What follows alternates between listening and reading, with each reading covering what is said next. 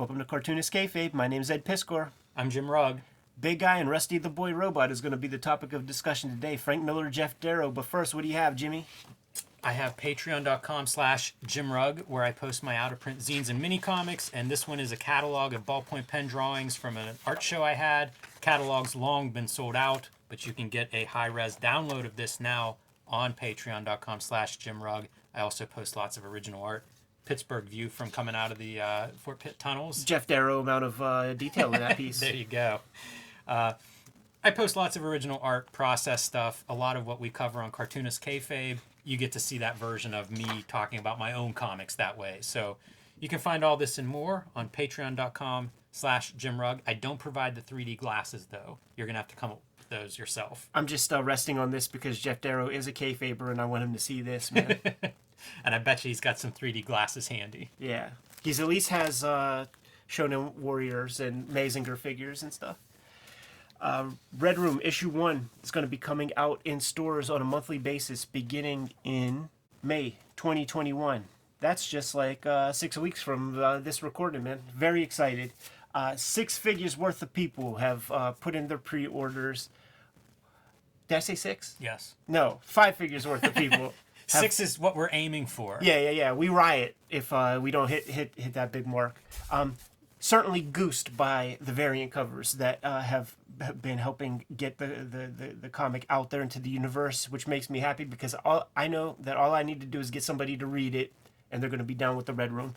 This is the Eddie P variant. Store orders 5 copies. They're going to be able to order that cover. Store orders 12 copies. They're going to be able to get the Jim Rugg by way of Dan Clow's 8-Ball issue 1 variant cover.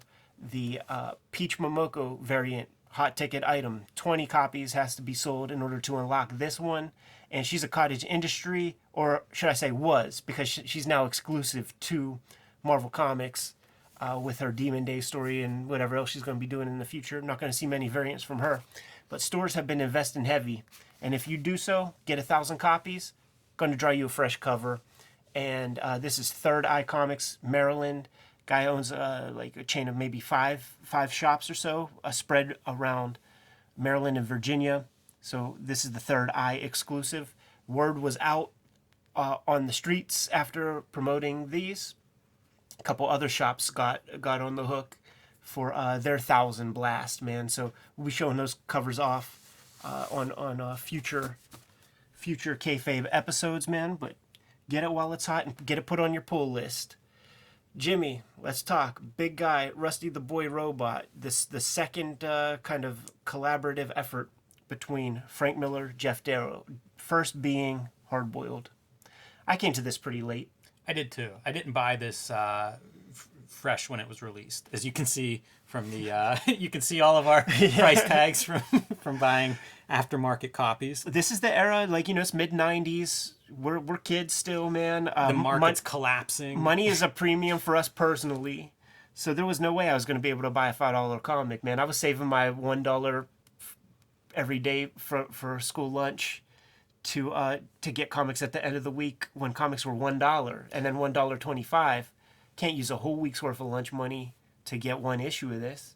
And I was not interested in kids' comics, which is what I thought this was at the time. It becomes a cartoon briefly. I remember Taco Bell, I think, had like toy tie-ins, for a small moment in time. So it just wasn't quite where I was at in terms of my interest. I had moved on from the superhero stuff, which, I just wasn't as interested in what Frank Miller was up to at this point, and off looking for 8-balls and things of that nature around this time. Interesting comic, though. Happy whenever I come back to it. One, it's Geof Darrow. It's not like that guy ever phones in a drawing. So, that's certainly one entry point to this. But also, this comic is just very different than whatever I expected or thought it was. Yes. Like, you see 2 names on this thing, but it might be 5 shots with both characters in the same panel.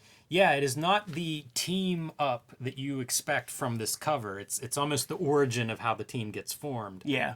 But no time spent on those 2 working together. This is the pitch. Save that stuff for the cartoon show. Right. That we're going to be selling in a couple of years, man. And I feel like even as a kid, I was hit. There's your Tetsuan Atom. Here's your Tetsujin 28, Astro Boy, Gigantor, Kaiju, all the things that Geof Darrow interested in. Giant mechs. Yep, yeah, exactly. And the kaiju part is something that I really like about this story. In a way, it plays to Darrow's strengths. You say it's something that he likes, obviously, but the amount of detail, the battle taking place in a very detailed cityscape, a lot of what Darrow does exceptionally well is on display here. Do you think that, this is a question I would ask Geof, do you think that he starts off gridding out the whole panel and maybe just goes in straight ink with some of that stuff? Maybe. That would make sense to me, partially because I know he worked with Mobius at one point, and that's a guy I think that does most of his drawing in ink, so could be the way Darrow approaches. Colors by Claude Legris, who I believe is the same colorist as Hard Boiled. So repeating that colorist, getting the band back together again a couple years after Hard Boiled. Yeah, excellent job. Excellent job done. You don't want 10-panel pages in a Geof Darrow comic. It's almost paced in terms of drawing count per page, panel count per page, manga style. But Frank Miller's still getting some of his shit in there early on. Yes, he is. He's earning his paycheck. Early on. He's going to open things up a little bit as time goes by. But then you just got these little whimsical elements that Geof is bringing to the table, man. Like I don't know.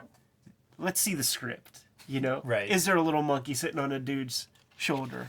Look at this panel where parts of it, like any of the control panels, are so busy, right? Yeah. But then, you have a control panel in one tile of that wall, and it's hyper busy, and then you have a bunch of these just blank tiles. Right. It's kind of weird to see that modulation of detail. Geof, don't go back and draw in... No, don't. I like the contrast. I just think it's really interesting. It really speaks of a choice the artist is making in designing this space. He does that quite a bit in this story, more than I think about in Hard Boiled, because you have these panels that are relatively undetailed, and I kind of like that. It's a contrast. It really makes you appreciate the hyper detail of what I think of with a lot of Geof Darrow. Right. Doesn't mean as much if you don't have those resting spaces. A more open kind of drawing. He also does a lot of kind of repeated background things here, and it's impossible to call certain things that I'm going to point out as shortcuts, but he's definitely able to light box a thing. These are two drawings. Go back one, just for the sake of, there's not a lot of story in this. Okay, yeah, but sure. Just so you see what happens, the way this kaiju monster is going to come together is these scientists are doing some sort of experiment that opens up a portal for some sort of demonic or ancient monster consciousness to come into our world. And that's what some of these captions are detailing. This is the monster coming together. It's kind of neat. It reminds me maybe a little bit of Lovecraft, this idea of this ancient evil manifesting here. Yeah. Again, not a lot of story in this comic, but one of the pages that has a little bit. Yeah, they call it's like the primordial ooze, man. Right. So now it can be inflected upon and turn into things that will allow it to continue to evolve. And it's going to turn into a pretty gnarly kaiju monster. What I was saying, though, is that this is not light boxed. I mean, this is not photostatted imagery with a little whiteout applied. He drew this thing once, and then he drew it a second time. I was comparing little ink dots and shit. Wow. And they're fresh. They're new. That's a certain type of artist makeup to do that. Yeah, it's incredible. And then when you get these little bits, man, you zoom in there. There are bodies. There are well-designed bodies in dynamic poses flying out of there. There's desk tables. There's chairs. I mean, this is what Darrow brings to the table. I need to know the size of these originals. Yeah, man, I can't imagine. Even the tongue is like some weaponized unit that's coming out of this monster's mouth. Yeah, man. It's like a wrecking ball on the end of the tongue. The architecture of the buildings is freaking perfect. The kind of math he does for the windows, everything looks perfectly spaced and aligned properly in perspective. A great variety of windows. Yes. and it all has the Japanese feel, by the way. So it's not Kirby it's not Kirby buildings. No. Like this is setting Japan, and you never forget it.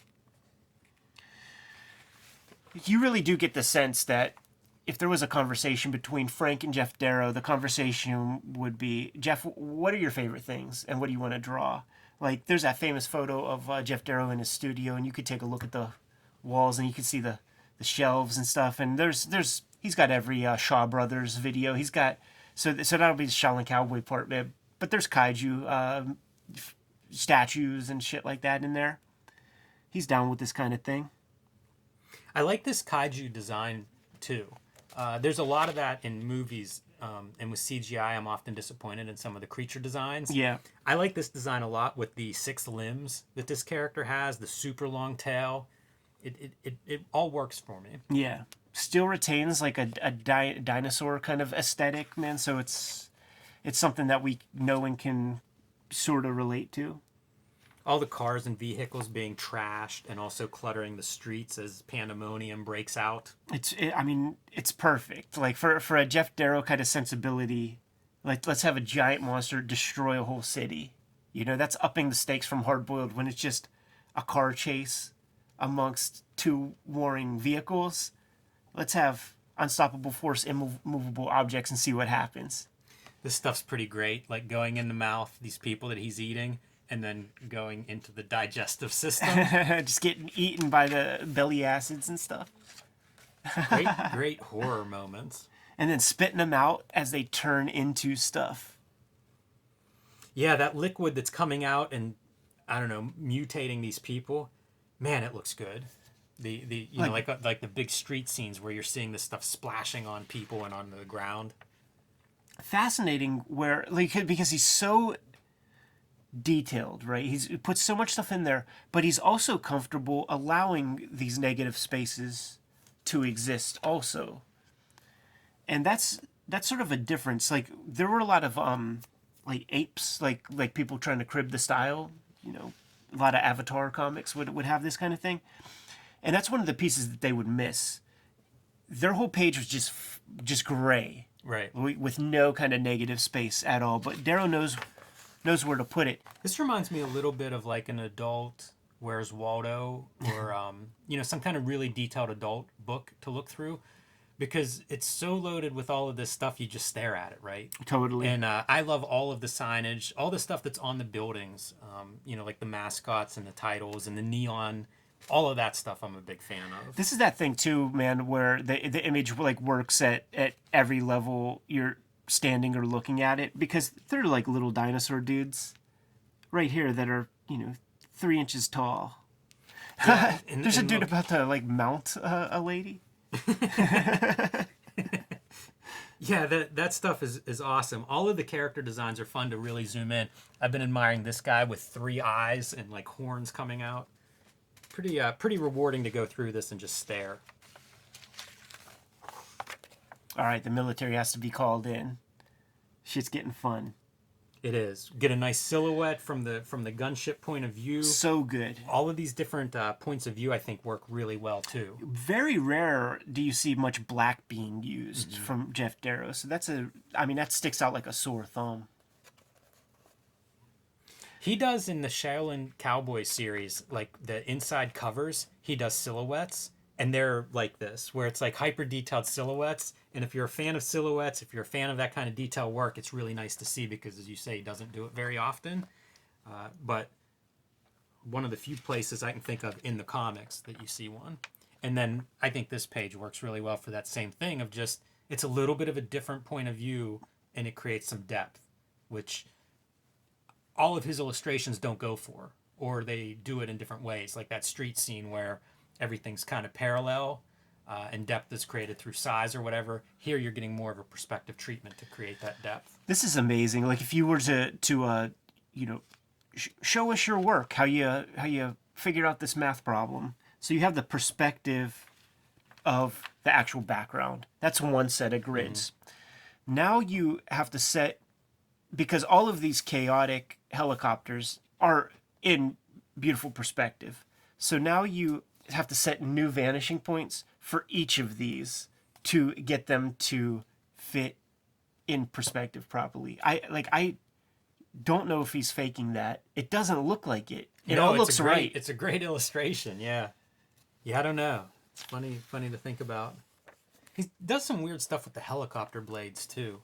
You know, like this is a really truncated blade, and I don't know if that's contributing to that idea of depth. Like we're seeing the blades at all different angles, different perspectives, things like that. It reminds me a little bit of. Do you remember Seth Fisher, the late Seth Fisher? He did several books for DC and Marvel, and he did one that's like Fantastic Four, big in Japan. Yeah. But it was a very detailed line-oriented style and had similar interests to this comic, you know, with kaiju monsters. I think the big in Japan was Fantastic Four against like kaiju enemies of some sort. Right. This is spectacular. All the helicopters in action. I really like that. How big is that original? The shells coming out of the helicopter guns. This is so sick. Like in perspective like that, like you really just feel like this aircraft is just working on this guy, and it's just nothing's happening. This is another example where he's just like light boxing the background, but like doing a new drawing every panel. You know, you start off with this one, and then you just light box it over and over, because just to kind of like out of respect, I was like studying it to just be like, to just kind of make note, like, yeah, he really did do that. He wanted that nice original. It's so weird. It's almost an animation technique of having your character move across in front of what could have been a photostated background. Right. Especially for something this intense. Yeah. And it's down to like this little dot he puts on every building. It's amazing. Yeah, wow. That would be a beautiful original. What a tank, huh? Have you ever seen a cooler? I guess Russ Heath did a couple really, really great tanks in his day. But this one, it's a great special tank. I love both of the perspectives in those two panels of that tank. Really impressive to me. It looks so strong from both directions. And this is a panel that you would want. You know, like if you have a kaiju and you have military, you need like little explosions everywhere. Great contrast between tanks firing and then like the cartoon characters, billboards and signs behind them. You see them all over these like little chibi illustrations, and then it's like, oh, surprise, surprise! Like Geof Darrow's awesome at that kind of drawing style as well. And then the parade of like all of the creatures that are moving in conjunction with this monster. All on the horizon line, by the way. Oh yeah. So it's one thing to have like these super complicated buildings. I do have some questions about some of these lines here. Like, is it just weird printing? No, it's on yours too. Is it just some weird printing? Was his pens literally like running out? Bad scan? Yeah, there's something. Yeah, I don't know. There's something weird there. But you have these detailed buildings, right? But how about a building with some curve on it here? Or like you have to use 3 sets of perspective to get these kind of soft cornered buildings like this Sony building and shit like that. Like that's an even extra level of work that has to be done to get that to be right. And having like, say, like this gridded off kind of window setting, if you F that up, it's glaring. And he does a pretty good job, man. You know what else? I don't think that these are ruled with a straight edge in the ink line. They're not in the ink line. Like, I'm sure they are when he starts them out. Right. Because they're just too parallel. But when he goes in and puts that ink line down, probably shades of the Mobius, tenure or whatever, because Mobius would do the same, have these super ornate backgrounds, but keep that humanity of the hand in all of the line work. Man, you were talking about the tank a couple pages ago. How about 20 of them? I know. It's so cool, man. It's very unbelievable. It feels like he's doing some sort of magic trick with this kind of illustration. And there's like, there's the thick line, and then all the little detail lines inside. 26 pages in, and we're going to finally see one of our guys, because we had to have that kaiju piece. And the military is calling upon our Astro Boy analog, Rusty. And instead of the black hair with the little spikes, he's got the red gimmick. This, by the way, is like when I was out there in Japan, the rising sun kind of thing. This is akin to like Confederate flag, like Oh wow. like a lot of my Japanese bros were like, I don't know, because there would be white people walking around with like a bandana or something, and they're like, I don't know why you guys like that's like bonsai pilots were wearing that stuff. Like it's a very like kind of right wing kind of symbol. Is that Karate Kid's headband? It is. That's why a bunch of Americans are walking around with it, probably. The drab green against that red is really good. Yeah, pops well.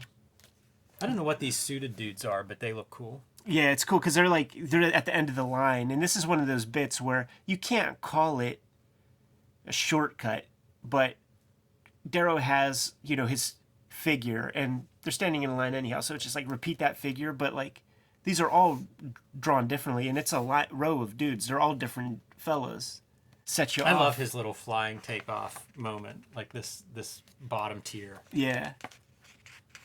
And even he looks great flying through the streets. It's so good, man.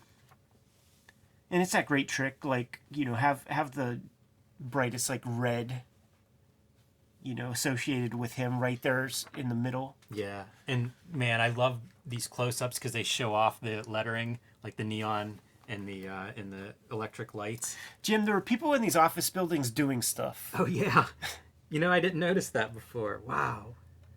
Insane. Yeah, that's a lot. That's a lot.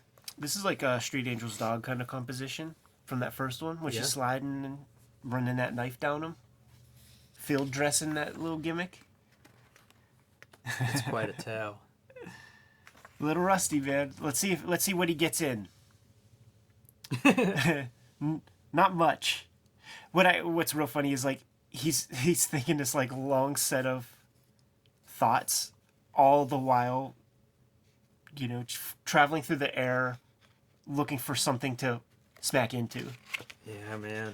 Not going well for our friend Rusty. Reminds me so much of Scott McCloud's Destroy. Yeah. Like certain sequences, not the whole thing, but certain sequences like being hit through buildings and, batted several blocks away. We can make this a part of a new drinking game, man, because it's come up maybe 3-4 times. But whenever you see this sequence, you have to say it, right?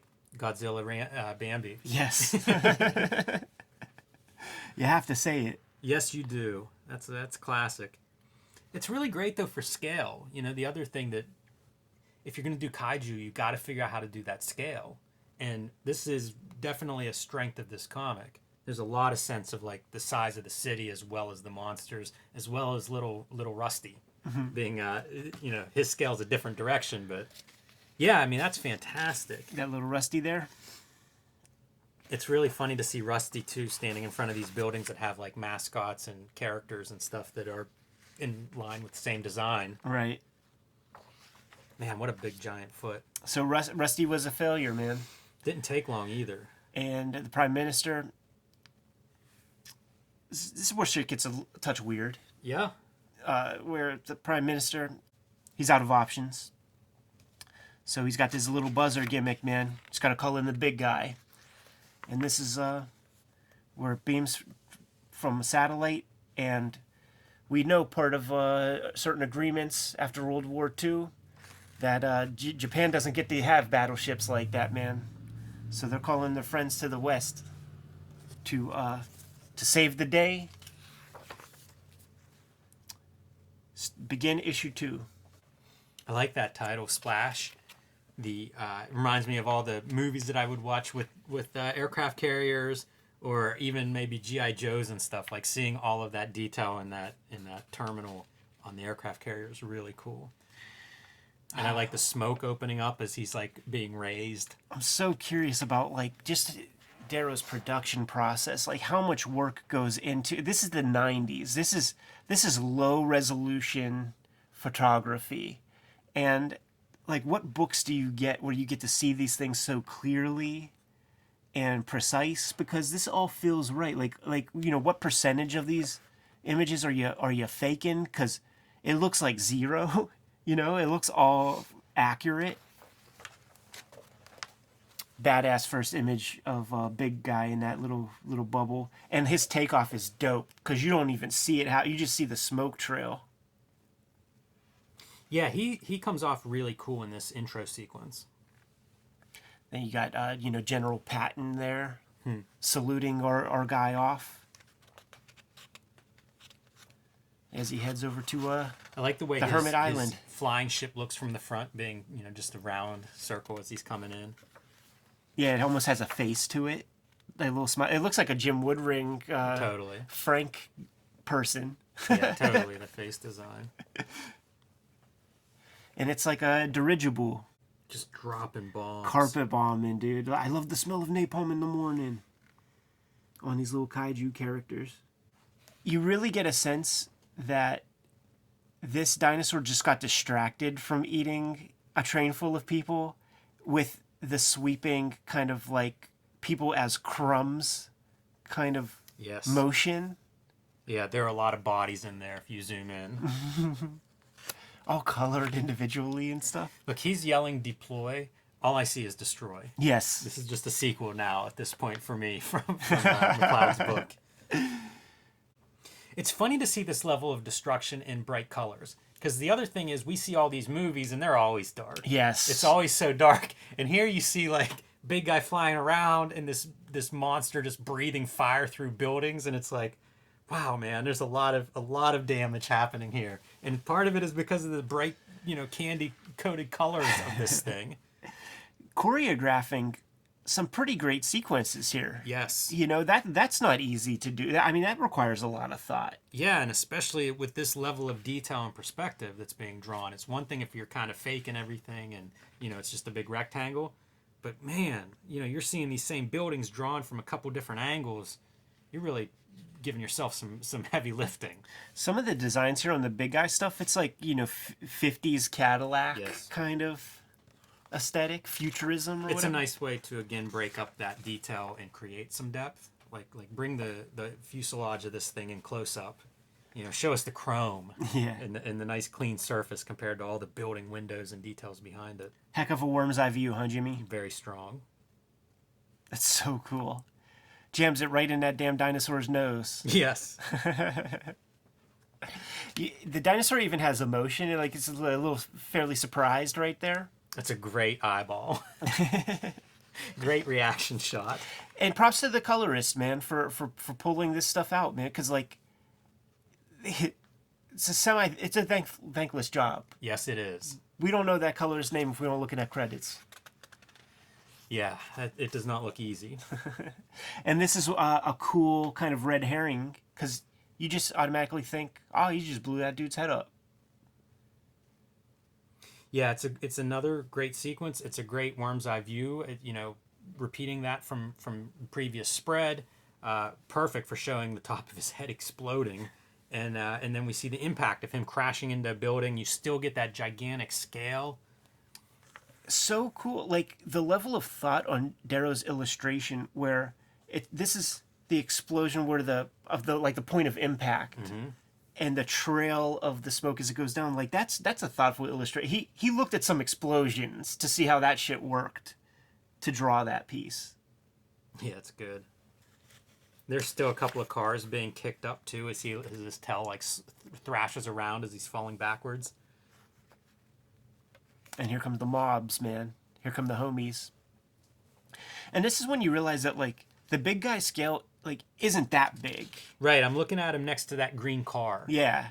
Almost smart if you're the illustrator is you include some real world object whenever you need to make sure everybody knows what size everyone is. Yeah. He's 11 feet tall, maybe. Yeah. He's the size of a mid-sized sedan. Nice 2-page spread. Just using a car. Now this is that shit that Darrow does so well. He does it so good in Shaolin Cowboy as well. Just use the scenery as an object of destruction. I like one motion line. Like each of these show the arc of the swinging car, And it's like, well, how does Geof Darrow do that? That's very European. One motion line. Yes, it's very, very European. Tardy would do that. Hergé would do that. And I bet if we look close enough, Mobius would do that a time or two. It's Kirby who brings that craziness. This sequence I might like even more than the big kaiju fight. Is him going through all of this, the streets of these littler monsters. He has a certain ethic to his madness, man. He's using like anesthesia bullets or something like that. Yeah, hoping that these can be converted back into the people that they once were. Yes, and then he runs out of those. So then it's like, you're done. Anesto bullets, he calls them. Yeah. It's such an escalation too. If you go from that previous spread to this one, it's like, smaller panels. The fight is big. He's kind of running out of bullets. Turn the page, you get a full page splash almost, and you get a very big view of like how many monsters he's really up against. Pulls a building off its foundations, and that even feels real. Like you could feel the rebar snapping. I love him like running, carrying it on his shoulders. He's in the shadow of that building. Another tip of the hat to the colorist there. And it's a McDonald's, by the way. Just drops it on them. Dispatches lots of them at that point. But guess what, dude? Bambi meets Godzilla once again. Yeah, that shadow from the building is foreshadowing the shadow from the kaiju. Look at that dinosaur's tongue and just like his gnarly, like dripping, it's very disgusting. Broken teeth and stuff. What's left of his like nose area is so gross. It is. That tongue though, man, that's what I imagine like a cat tongue must have on it, man, when they get you with a sharp one. Some of the teeth are busted and it's like marrow or something oozing out of them. This is a good piece right here, man. That's that pirate is in the marginalia of Shonen Jump. Wow. Every issue, he's like the mascot. I bet we miss a lot of Easter eggs. I'm sure. A lot of these little chibi things for sure.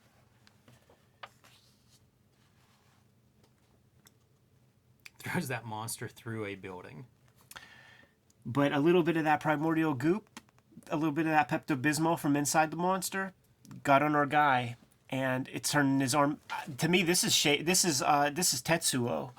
Like where the weaponry and wires and stuff are all in there, and Darrow and Frank Miller are probably big enough nerds that it's probably the same arm. Actually, we could look right there. Yeah, it is the same arm. It's another great perspective of your building. All the building close-up shots, and then especially when there's a little perspective twist to those buildings, I'm just in awe of that. Me too. Like that speaks to a guy who knows how to like accurately draw. So much of comics is faking it. Yes. And Geof Darrow does no faking it. And I've been going on and on about these signs and letter forms, and once you start putting those things through the perspective grid, like, forget about it. I know.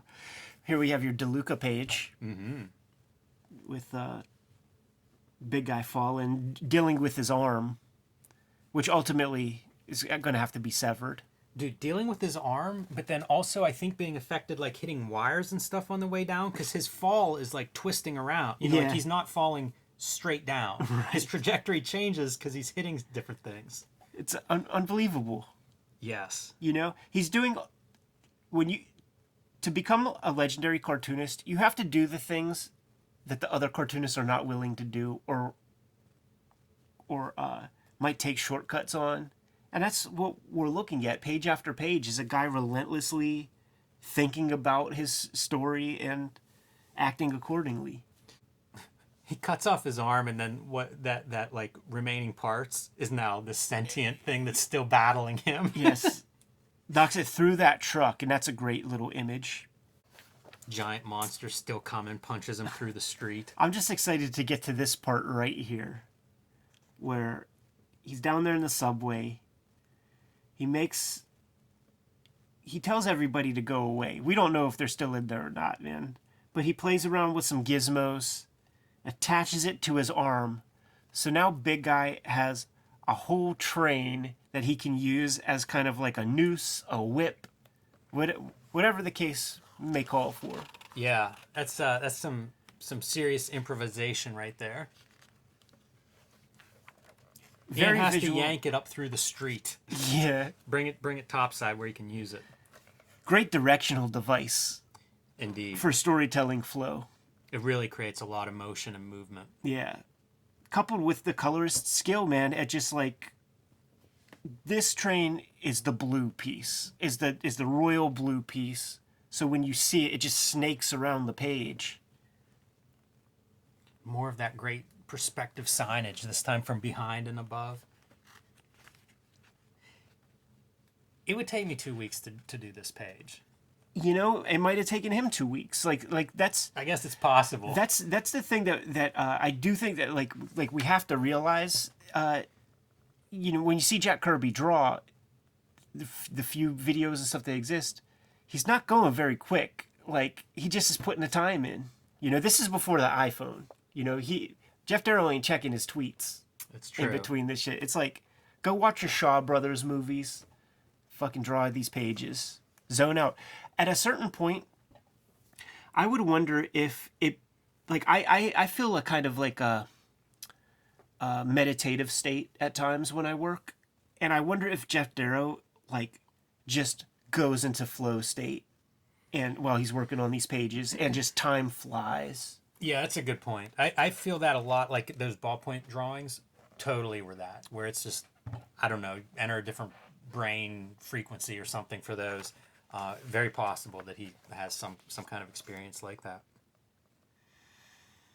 So we have the fastball special, man. We got big guy tosses our kaiju up into the air, a big giant loop.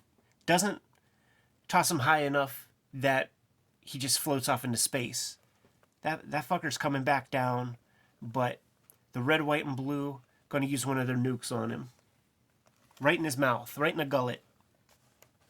Reducing him to atoms. And then this is one of those very weird, you know, Frank Miller parts, man, where we have our prime minister, Japanese military, thanking the big American robot with all these American flags all over the place. And he bows to a big guy, and they just give him Rusty. So these are, in effect, the pages that you see with Rusty. Yeah, it's peculiar for lots of reasons. The least of which is, here's our prize robot. You can just have him. I don't know what you're going to do with him or whatever, but he's yours now. That's strange. It's hard to imagine that you do a comic where America comes to rescue Japan and it ends with the nuclear bomb. Right. Like, that just, I'm surprised by that. That's a hard one to look at and think, great idea. There's several things here. Certainly, like, you know, the Japanese is completely depleted, relying on their American counterparts. Like, there's a lot of weird shit here, no doubt. As a whole, if this is like how we get Big Eye and Rusty together, like this whole thing really is kind of like, here's our pitch. Like, let's wrap this up in a bun. Go send it to Harris, man. Go take this to Hollywood. Go make our cartoons for us. Yeah, I don't know, man. It's a hard one to process. Like, in my mind, it's like Hard Boiled's 92 and this is 95. Is this 3 years of Darrow's life? And then, like, what's the arc? I can't remember when the cartoons happen. It feels like that's much later, yeah. Is it much later? I was thinking they might have happened, like, while this was still in progress, if it's primarily what he's doing for all those years. Like, it all felt disconnected to me. And, look, I have no good timeline for it. I came to it late. But it just feels like this weird, sprawling thing. It feels like a weird pitch for a Saturday morning style cartoon. I don't know. It's just odd. It's a bizarre comic. When you get these pieces, man, it's like, and then we'll have the Moon Pig, and then we'll have this guy. Like, these are all the guys that we have to design for our Saturday morning show, and they're sort of thorough with it because there's Rusty, you know, so there's just big guy comics, And then Rusty is like one of those propaganda comics about, you know, Smiling Joe Fission, like the we'll sell you on some electricity. Then you got to get the pinups in there, man. This is probably my introduction to Geof Darrow's artwork. Pinup in Spawn. I'm looking at Spawn's coloring. Like it's so off to me. Yeah, that French dude who colored it, man, he doesn't know from Spawn. How do you not know Spawn? Yeah, that's wow, that's neat to see it in color. Yeah. And then I guess Jimmy Palmiotti, Joe Quesada, they had a couple extra dollars to throw around. So they had Geof Darrow do an Ash pinup.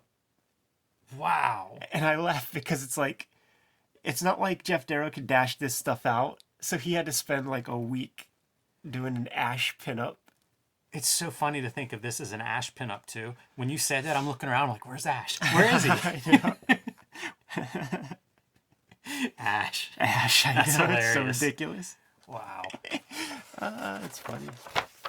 Here's one more piece to flip through because I can't imagine we're going to revisit it otherwise.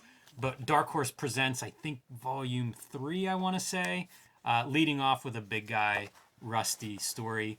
Frank Miller not writing this one. This is written by Geof Darrow and drawn by Geof Darrow, and Dave Stewart on colors. So different colorists coming on board. This is the palette of Shaolin Cowboy, so I guess Dave Stewart's the colorist on that too. That would make sense. I think this is approximately 2015, 2014, somewhere around there. Look at all these words. Yes. Look at all those words. Look at all these words, man. Very small lettering. Not much to add to that. And then a couple of pinups of Rusty and Big Guy. Gigantism fetish. Yeah, possibly a commission. Right? And then she has to look directly at the camera. That's funny. It's funny to think of how many guys have been approached with those types of commission requests, inquiries. And the more specific, the creepier. Like the more sentences you add to what you want that commission of Slave Leia to be. Yeah, keep adding zeros. Each request. Just move that decimal another place. Pretty cool. Yeah, I like all the pinups. They have that thicker line and stuff, kind of neat to see. And back cover is another piece. Brendan McCarthy. Yeah, I wanted to see what that McCarthy piece was. Yeah, he talked about this Dream Gang. Yeah, Talked about it when he came on Cartoonist Kayfabe. So wow, Ed, I feel worn out a little bit by Big Guy and Rusty the Boy Robot. humbling artwork, man. It's practically artist editions before artist editions were a format. You know, these are built to just stare at these panels. Right. It's an odd concept. You know, to think of it as like, this is a cartoon, we want to sell this to millions of people. It seems like a strange combination of derivative and, I don't know, just odd, right? But maybe all cartoons are somewhat odd, you know? I mean, you're pitching something that you want to stand out and be unique, and this definitely, I can't think of other comics that quite look like this. That little smoke piece really does look like his little dingus. It looks like the cover of Big that time. Nirvana album. Yeah. Oh, man, I'm punch drunk, Jimmy. Yes. It's Visual overload, man. This Geof Darrow stuff is humbling stuff to look at. It really is. It's hard to believe. This isn't. It just feels like magic. Like It he does. has some trick that I'm not using the right pen. It's one of those things where it's like so thankful he does it. I am glad it exists. Like I'm so thrilled that you do it because it looks. If it was me, like some turmoil would be gone through on each page, on every panel. Yes. Yeah. And you know, you bump into him at shows or whatever. Super nice guy. Happy to look at his art, talk to him, talk shop a little bit. It's funny. It's not the personality I would expect to be with this. So you might be right. You know, drawing in this hyper detailed way, it may be a very meditative experience. He seems like a cool guy whenever I've run into him. All right, Jimmy, let's bounce, dude. All right. Kayfabers, like, follow, subscribe to the YouTube channel, hit the bell. We'll notify you when new vids are available. Jimmy, what's out there? Join me on patreon.com/JimRugg, where you can download my out of print ballpoint pen catalog, as well as a few other zines, mini comics, and lots of original art, process, all that good stuff. Patreon.com/JimRugg. Red Room issue 1 is going to start coming out May 2021. There are several flavors of the cover that you could get your hands on. Google around the internet to find those. But if you want to pre-order it directly from Fantagraphics, hit my link tree in the description below. You could also, through that link tree, hit my Patreon up. Patreon.com/EdPiskor. You could read the first... You can read 3 issues of the story there as we speak, and I put new strips up every Tuesday. Subscribe to the Cartoonist Kayfabe e-newsletter at the links below this video to keep up with everything we have coming up in 2021. You can also find Cartoonist Kayfabe t-shirts and merchandise at the links below this video. Jimmy, give him one last set of marching orders, man. We're going to be on our way. Read more comics.